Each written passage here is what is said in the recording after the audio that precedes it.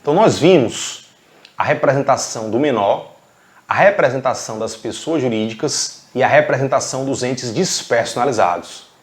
Para finalizar a questão da representação, nós vamos falar agora da representação das partes em audiência. O artigo 843 da CLT determina o comparecimento obrigatório das partes em audiência. Comparecimento pessoal, independentemente da presença de seus advogados. Então, em regra, o reclamante deve comparecer pessoalmente em audiência. No entanto, o 843, na parte final do caput, prevê duas situações em que o reclamante poderá se fazer representar pelo sindicato da categoria. É o caso da ação de cumprimento e das reclamatórias plurimas. Na ação de cumprimento e nas reclamatórias plurimas, os empregados poderão fazer-se representar pelo sindicato da categoria. O 843, parágrafo 2º, acrescenta uma terceira hipótese, que é em caso de motivo ponderoso, que a CLT chama de motivo poderoso. Mas, na verdade, a doutrina é unânime ao afirmar que o motivo descrito na CLT foi um equívoco terminológico. Na verdade, a CLT quis dizer motivo ponderoso. Motivo ponderoso é um motivo grave, é um motivo razoável que impede o comparecimento pessoal do empregado. Por exemplo, doença. Doença é um motivo ponderoso. Ou, outro exemplo, quando o empregado está viajando a trabalho e não pode comparecer pessoalmente em audiência. É uma situação que as questões gostam de abordar, inclusive a Fundação Getúlio Vargas. Então, se por doença ou motivo ponderoso, devidamente comprovado, o empregado não puder comparecer pessoalmente em audiência, ele poderá ser representado pelo sindicato de sua categoria ou por outro empregado que pertence à mesma profissão, por um colega de profissão. Mas o que eu quero destacar aqui é que a doutrina majoritária entende que não se trata tecnicamente de uma representação processual. Nós vimos que na representação processual do menor, o terceiro representante atua praticando atos processuais em nome do representado. Aqui não. Na hipótese do 843, parágrafo 2º, a doutrina entende que o terceiro representante, seja o sindicato ou outro empregado que pertence à mesma profissão, comparece em audiência, apresenta o motivo ponderoso e evita o arquivamento da reclamação, evita a extinção do processo sem resolução do mérito. Ou seja, o representante não poderá fazer atos de disposição de direito material, como fazer acordo, prestar depoimento, renunciar, desistir da ação, recorrer e etc. Então a doutrina majoritária entende que tecnicamente não se trata de uma representação processual. Em relação ao empregador, a regra também é o comparecimento pessoal. Todavia, o 843, parágrafo 1º, autoriza a representação do empregador pelo gerente ou pelo preposto que tenha conhecimento do fato. O 843, parágrafo 3º, que foi inserido pela reforma trabalhista, informa que o preposto não precisa ser empregado da reclamada. Então, o único requisito para ser preposto é ter conhecimento do fato. Por quê? Porque o preposto prestará depoimento. E a ausência, o desconhecimento dos fatos poderá ensejar na pena de confissão. Portanto, o preposto deverá ter conhecimento do fato. E aqui eu destaco que ter conhecimento do fato é diferente de ter presenciado o fato. O preposto pode ter ciência através de terceiros. Se ele tiver presenciado os fatos, ótimo. Assim como, se ele for empregado, ok, falará com mais autoridade sobre a jornada do reclamante, a função, o local, o ambiente de trabalho. Mas não é requisito. O único requisito para ser preposto é ter conhecimento do fato. E aí eu pergunto, advogado pode ser preposto do empregador? Resposta, sim. Qualquer pessoa pode ser preposta, basta ter conhecimento do fato. O que não pode para o advogado é o acúmulo de função. O advogado não pode atuar ao mesmo tempo como patrono e preposto. O advogado não pode atuar simultaneamente no mesmo processo como patrono e preposto.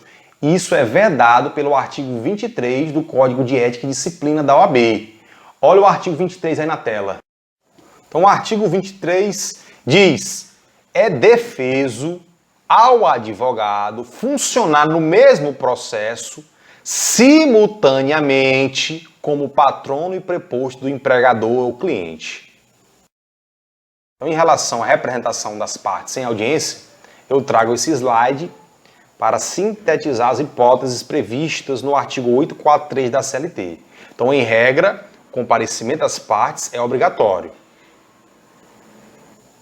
No entanto, o 843 prevê 3 situações em que é possível a representação do empregado. Representação do empregado pelo sindicato nas reclamatórias plurimas, representação do empregado pelo sindicato nas ações de cumprimento, representação do empregado pelo sindicato ou por outro empregado que pertence à mesma profissão em razão de motivo ponderoso, doença ou motivo ponderoso, devidamente comprovado. Como eu falei, na verdade, doença é uma espécie de motivo ponderoso, que a CLT chama de poderoso. Mas, na verdade, tecnicamente, a doutrina reconhece que foi um erro terminológico, é uma tecnia seletista. Na verdade, a CLT quis dizer motivo ponderoso. Em relação ao empregador, poderá haver a representação pelo gerente ou pelo preposto que tenha conhecimento dos fatos. Então, é facultado ao empregador fazer-se substituir pelo gerente ou qualquer outro preposto que tenha conhecimento do fato e cujas declarações obrigarão o proponente. Então, o preposto prestará depoimento. O desconhecimento do fato, por parte do preposto, poderá ensejar na confissão. Então, a parte reclamada poderá ser apenada com a confissão quanto à matéria de fato. Então, finalizando o estudo da capacidade, nós vamos falar agora da capacidade postulatória. Nós vimos que a doutrina processual costuma dividir a capacidade em 3.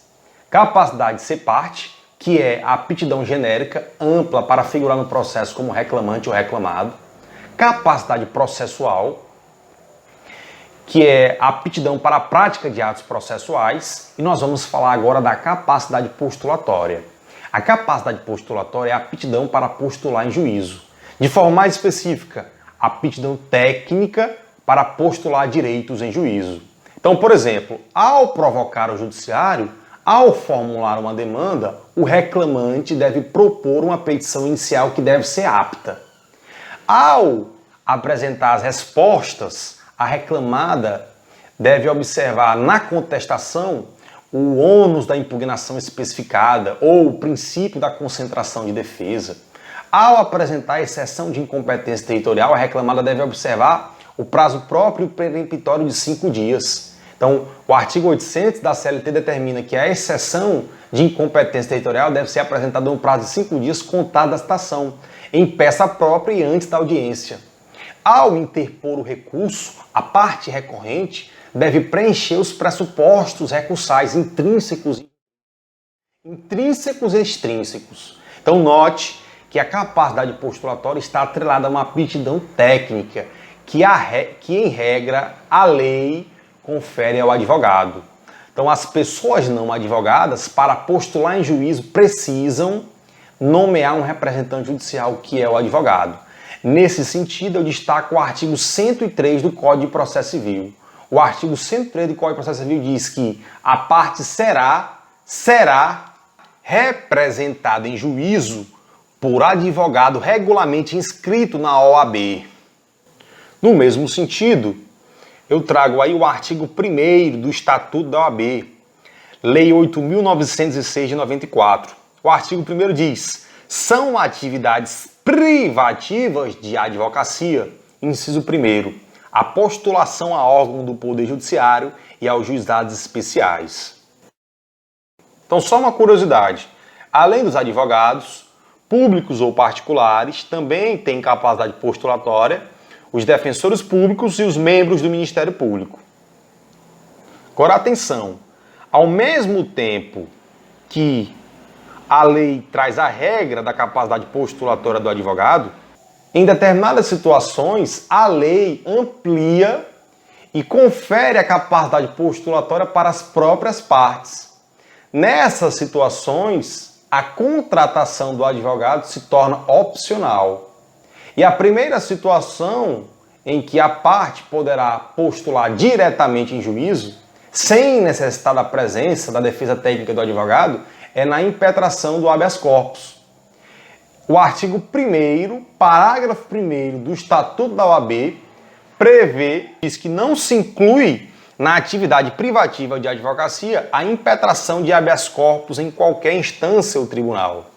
Outro exemplo, Lei 9.099 de 95, no artigo 9º, ou seja, nas causas de até 20 salários mínimos nos juizados especiais cíveis. Nesta hipótese, a parte poderá postular diretamente sem precisar de advogado. Nos juizados especiais cíveis federais, também é possível a parte postular diretamente na primeira instância sem precisar de advogado. E a outra hipótese que nos interessa é aqui no processo do trabalho. No processo do trabalho, que a doutrina chama de princípio do jus postulandi. Jus postulandi das partes. Então, no processo do trabalho, empregado e empregador, reclamante e reclamado poderão ajuizar suas ações diretamente, pessoalmente, sem precisar da defesa técnica do advogado. O jus postulandi, o princípio do jus postulandi está previsto no artigo 791 da CLT, 839, a linha A da CLT e na súmula 425 do TST. O artigo 791 da CLT diz que empregados e empregadores poderão reclamar pessoalmente perante a Justiça do Trabalho e acompanhar suas reclamações até o final. O parágrafo 1º diz que nos dissídios individuais, os empregados e empregadores poderão, olha assim, poderão, faculdade, fazer-se representar por intermédio do sindicato, advogado, solicitador ou provisionado inscrito na OAB. Parágrafo 2º, 791. Nos dissídios coletivos é facultada aos interessados a assistência por advogado. Então, no dissídio coletivo, parte suscitante e suscitada também tem a opção de contratar o advogado. Então, a presença do advogado, via de regra, no processo de trabalho, é uma faculdade, é uma opção. No mesmo sentido, o 839A da CLT, que diz que a reclamação poderá ser apresentada pelos empregados e os empregadores pessoalmente ou por seus representantes e sindicatos de classe. Então, perceba que o jus postulandi é destinado tanto ao empregado quanto ao empregador. A súmula 425 do TST também consagra o princípio do jus postulandi. Todavia, ao mesmo tempo em que ela consagra o jus postulandi, ela traz uma limitação em relação ao alcance. A súmula 425 diz que o jus postulandi das partes limita-se às varas do trabalho e aos tribunais regionais de trabalho, não alcançando os recursos de competência do Tribunal Superior do Trabalho. Então, a súmula determina que o jus postulandi é aplicado apenas nas instâncias ordinárias, varas do trabalho e tribunais regionais de trabalho. Nas instâncias ordinárias é possível a rediscussão de fatos e provas, o reexame de fatos e provas. A partir do momento que a parte precisa provocar o Tribunal Superior do Trabalho, obrigatoriamente ela deve contratar um advogado. Então, por exemplo, se a parte precisa interpor um recurso de revista, ela deve contratar um advogado. Recurso de revista que é um recurso estritamente técnico de natureza extraordinária. Exige a presença de requisitos como a transcendência e o pré-questionamento. Então, para interpor um recurso de revista ou um embargo ao TST, obrigatoriamente a parte deve estar representada pelo advogado. Além dos recursos de competência do Tribunal Superior do Trabalho, a súmula ainda prevê que no caso de impetração de mandado de segurança, na proposição de ação rescisória e na ação cautelar, a parte também precisa de advogado. Então, a súmula 425 diz que o jus postulandi das partes, estabelecido no artigo 791, limita-se às varas do trabalho e aos tribunais regionais de trabalho, não alcançando a ação rescisória, a ação cautelar e o mandado de segurança. E os recursos de competência do Tribunal Superior do Trabalho. Então, muito cuidado com a súmula 425 do TST. Só uma observação em relação aos recursos de competência do Tribunal Superior do Trabalho. Eu mencionei o recurso de revista, que é um recurso que é a cara do TST. Só que é válido mencionar que existem processos que começam originariamente no TRT ou até no próprio TST. Então, se o TRT solta um acórdão em um dissídio coletivo e a parte não concorda, ela pode interpor recurso ordinário. E quem vai julgar é o TST. Mesmo sendo o recurso ordinário um recurso de natureza ordinária,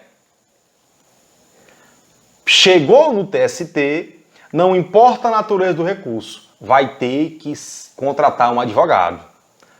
Então, chegou no TST, que é o órgão de cúpula da Justiça do Trabalho, sediado em Brasília, para provocar o TST, a parte deverá estar representada pelo advogado, ainda que na hipótese do recurso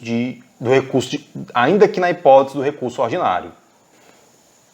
Então, além das hipóteses previstas na súmula 425, nós temos o artigo 855B da CLT, que foi implementado, que foi inserido pela reforma trabalhista. Nós estamos falando do processo para homologação de acordo extrajudicial. Nesta hipótese,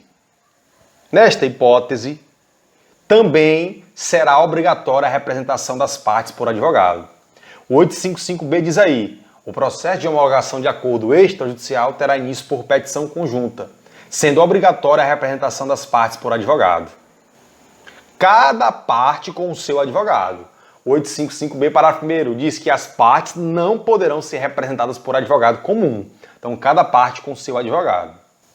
Essas são as hipóteses mais cobradas pela Fundação Getúlio Vargas. Súmula 425 e o artigo 855B da CLT.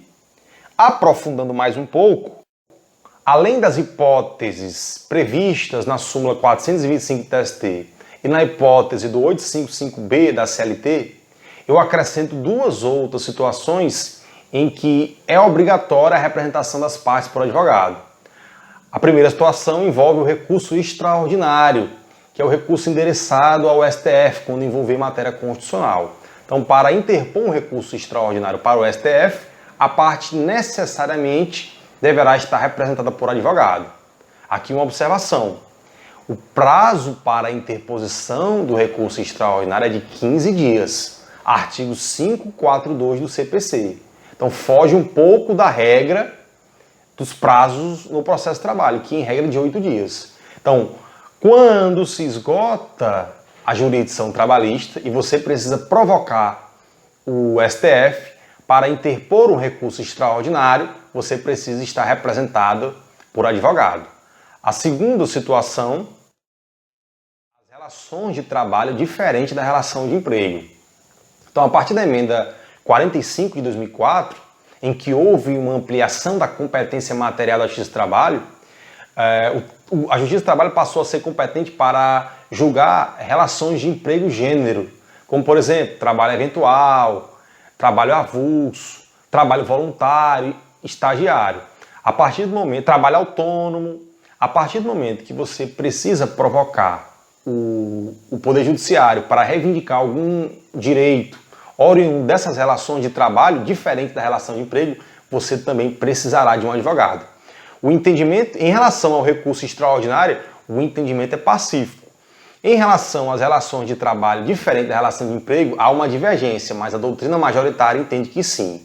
Então, em síntese, para fechar a questão do jus postulandi e das exceções em relação à obrigatoriedade do advogado, o slide na tela.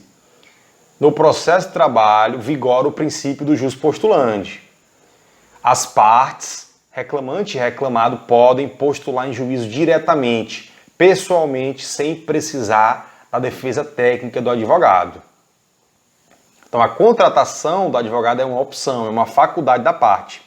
inclusive no dissídio coletivo. No entanto, para provocar o Tribunal Superior do Trabalho, ou seja, nos recursos de competência do Tribunal Superior do Trabalho, na impetração do mandado de segurança, da ação rescisória e da ação cautelar, no processo de homologação de acordo extrajudicial, na interposição do recurso extraordinário e nas relações de trabalho diferente da relação de emprego, as partes precisam obrigatoriamente serem representadas por advogado. As partes, súmula 425 do TST, artigo 855-B da CLT, recurso extraordinário e relações de trabalho diferentes da relações de trabalho diferente da relação de emprego. O que eu quero destacar é que nas hipóteses facultativas em que a lei confere capacidade postulatória para as próprias partes, ou nas hipóteses obrigatórias da súmula 425 do TST, do artigo 855-B da CLT, na interposição do recurso extraordinário, sendo uma faculdade da parte ou uma obrigação, a representação por advogado, a contratação de advogado, o que eu quero destacar é que é imprescindível para a representação pelo advogado a presença de dois requisitos. O primeiro requisito diz respeito à regularidade. O advogado deve ser inscrito regularmente na OAB. Então, o artigo 103 do CPC diz que a parte será representada por advogado regularmente inscrito na OAB. Por advogado regularmente inscrito na OAB. E aí eu destaco o artigo 8º do Estatuto da OAB, que diz que o advogado, para a inscrição como advogado é necessário capacidade civil, diploma ou certidão de graduação em Direito, título de eleitor e quitação do serviço militar, aprovação em exame de ordem, não exercer atividade incompatível com a advocacia, idoneidade moral e prestar compromisso perante o Conselho. O segundo requisito é a apresentação do mandato judicial. É o mandato judicial, é a prova do mandato, é o instrumento do mandato. Para o advogado representar a parte, ele deverá obrigatoriamente apresentar a procuração escrita. A partir do momento que o advogado apresenta a procuração, ele adquire legitimidade para representar a parte. Então, o artigo 5º do Estatuto da OAB diz que o advogado postula em juízo ou fora dele fazendo prova do mandato. O artigo 104 do CPC diz que o advogado não será admitido a postular em juízo sem procuração. Ainda em relação à necessidade de apresentação do mandato, eu destaco a súmula 383 do TST no item 1. Olha o que diz aí a súmula 383, item 1. É inadmissível recurso firmado por advogado sem procuração juntada aos autos até o momento de sua interposição, salvo mandato tácito. Então, portanto, para postular em juízo, o advogado deve apresentar a procuração. Em relação à procuração, eu trago aí alguns pontos em relação à estrutura da procuração e os requisitos que ela deve conter. Então, aí na tela, você vê um exemplo de procuração escrita. No cabeçalho, você tem o logo do escritório ou do advogado e o nome do advogado ou da sociedade de advogados. Aí nós temos o outorgante, mandante, cliente.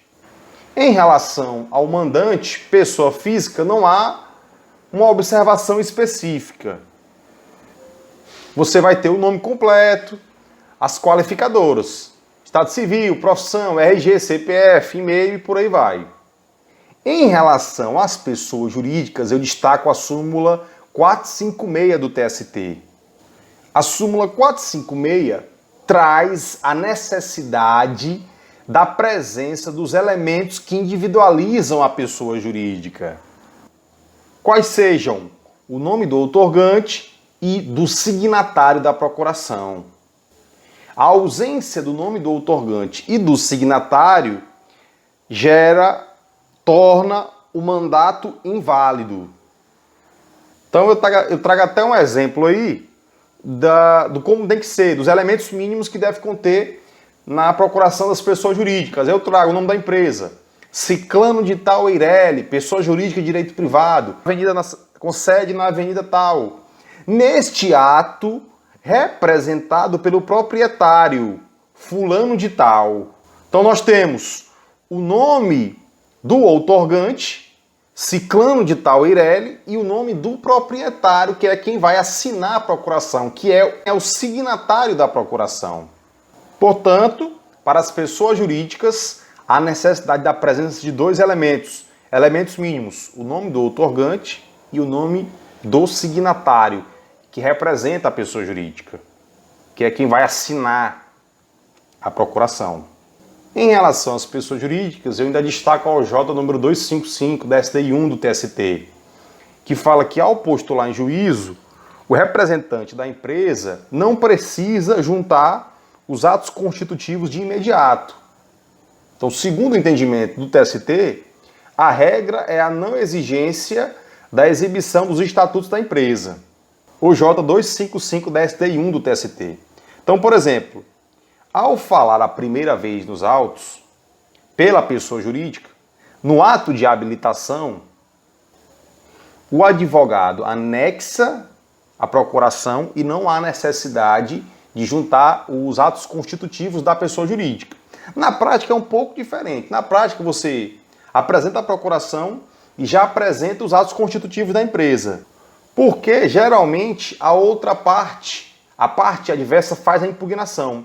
E a partir do momento que a parte faz a impugnação, a pessoa jurídica tem que anexar o estatuto da empresa, o ato constitutivo da empresa. Então, com fundamento no artigo 75 do CPC, a OJ 255 informa que não é obrigatória de imediato a exibição dos estatutos da empresa, como condição de validade do instrumento de mandato outorgado ao seu procurador, salvo se houver impugnação da parte contrária. Em relação ao outorgado, o mandatário, o advogado, se for pessoa física, nome, número de inscrição na OAB e o endereço completo. Caso integre a sociedade de advogados, deverá também conter o nome da sociedade que o advogado faz parte. Poderes. O CPC traz no artigo 105 os poderes que a procuração pode conter. E aí nós temos os poderes para foro em geral, que são os poderes conferidos ao advogado para a prática de atos ordinários, como, por exemplo, propor petição inicial, apresentar defesa, interpor recurso, se manifestar ao longo do processo, etc.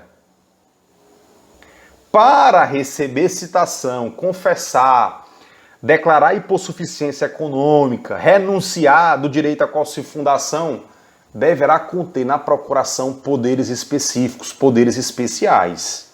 Artigo 105 do CPC está descrito aí na tela. Em relação à data, eu destaco a OJ 371 da SDI 1 do TST. A OJ diz que não caracteriza irregularidade a ausência de data com a outorga de poderes, pois não se trata de mandato civil. Então, no mandato judicial, diferente do mandato civil, não é condição de validade a data. De modo que, se não houver data, será considerada aquela em que o instrumento for juntado aos autos. Então o advogado vai falar pela primeira vez nos autos, ele tem que juntar a procuração. Se ao juntar a procuração não tiver a data, será considerada a data em que ele protocolou a petição representando a parte representada. Quanto à assinatura, o artigo 105 diz que ela pode ser por um instrumento público ou particular assinado pela parte. Então, não há maiores formalidades. A OJ 75 diz que reforça esse entendimento. Não há necessidade do reconhecimento de firma. Então, pode ser através de um instrumento particular ou através de um instrumento público, que é o famoso reconhecimento de firma. Além da procuração escrita, no processo do trabalho nós temos o mandato tácito, que ocorre com registro em ata de audiência e confere ao advogado poderes para foro em geral. Então, em observância aos princípios da informalidade, da simplicidade, da celeridade que norteiam o processo de trabalho, a CLT consagra o mandato tácito, quando o advogado vai à audiência representando a parte. Em audiência, o advogado faz o requerimento verbal, a parte concorda e o juiz registra em ata de audiência. Quem traz isso é o artigo 791, parágrafo 3º da CLT. 791 na tela. Então, o 791, parágrafo 3º diz aí: a constituição de procurador, com poderes para foro em geral, poderá ser efetivada mediante simples registro em ata de audiência, a requerimento verbal do advogado interessado com anuência da parte representada. Então, o advogado faz o requerimento ao juiz. A parte representada concorda. O juiz, então, manda o secretário de audiência registrar em ata. Além do 791, parágrafo 3º, a OJ 286 da SDI 1 do TST também consagra e reconhece a validade processual do mandato tácito. Olha o item 1 da súmula 286 aí, ó. A juntada da ata de audiência em que, consignada a presença do advogado, desde que não estivesse atuando com mandato expresso, torna dispensável a procuração deste, porque demonstrada a existência de mandato tácito. Item 2. Configurada a existência de mandato tácito, fica suprida a irregularidade detectada no mandato expresso. Então, note, a partir do momento em que há o registro do nome do advogado na ata, ocorre a legitimação. Então, ao registrar na audiência, não há necessidade da juntada de procuração escrita. O advogado está regularmente habilitado para a prática de atos processuais. A súmula 383 do TST, como nós já fizemos a leitura, também consagra o mandato tácito. Então, com o registro em ata de audiência, o advogado fica habilitado para praticar atos processuais em nome da parte representada. Não há necessidade da juntada da procuração escrita. Mas qual é a diferença entre o mandato tácito e a procuração escrita? A grande diferença está no poder. No mandato tácito, o advogado adquire poderes para foro em geral.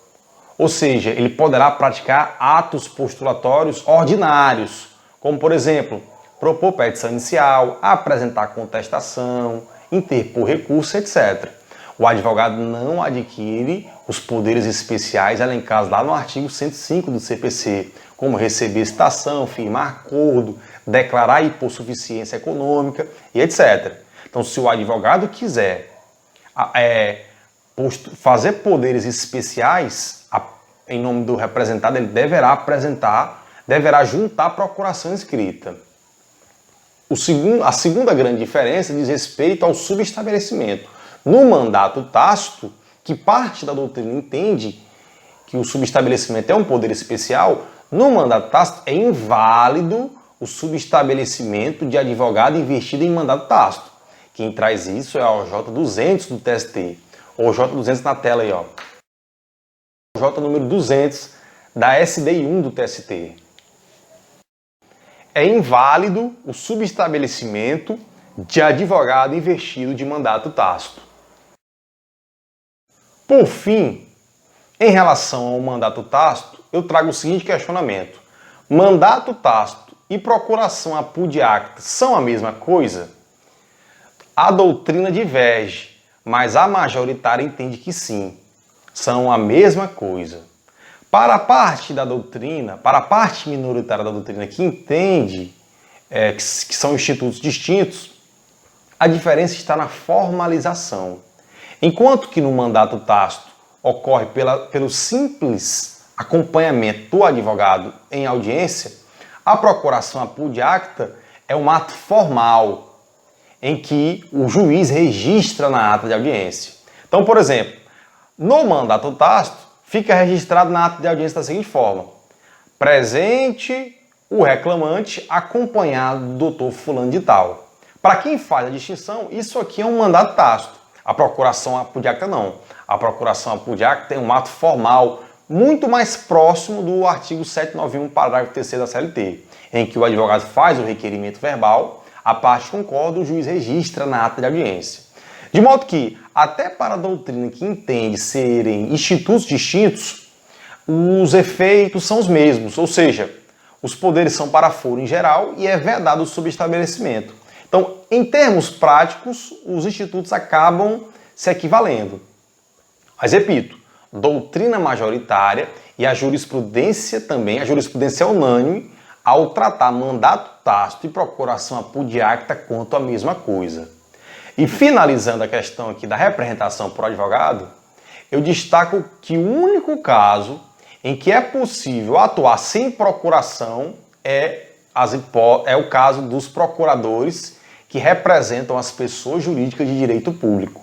O único caso em que é possível atuar sem procuração é o da súmula 436 do TST, quando os procuradores são aprovados em concurso público e estão dispensados da juntada de mandato. Basta declarar ser procurador da reclamação. Súmula na tela. Representação processual das pessoas jurídicas de direito público, dos entes federados. Então diz aí, ó, 436, item 1. A União, os estados, municípios, TF, suas autarquias e fundações de direito público, quando representadas em juízo ativa e passivamente por seus procuradores, estão dispensadas da juntada de instrumento de mandato de comprovação de ato e nomeação. Item 2. Para os efeitos do item anterior, é essencial que o signatário ao menos declare-se exercente de cargo de procurador, não bastando a indicação do número de inscrição da Ordem dos Advogados do Brasil. Então, portanto, só há um caso em que é dispensada a juntada da procuração. É na hipótese da súmula 436, representação das pessoas jurídicas de direito público por seus procuradores. O fundamento disso é que é a aprovação do concurso público, o elevado número de processos e por aí vai. Então, com isso, a gente encerra a aula de hoje. Agradecemos e até a próxima.